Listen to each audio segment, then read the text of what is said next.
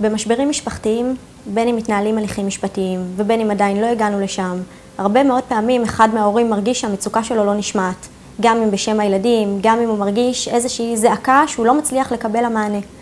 הפנייה לרשתות החברתיות ולפרסומים של ילדים חשופי פנים או עם פרטים מזהים אחרים, לא רק שהיא מזיקה לילד והיא עלולה ללוות את הילד בבגרותו, כי אין לנו שליטה על מה שמתפרסם ברשת, אלא היא אסורה על פי חוק. החוק במדינת ישראל אוסר לחשוף פרטים מזהים של ילדים בלי אישור ההורים וגם בלי אישור בית המשפט.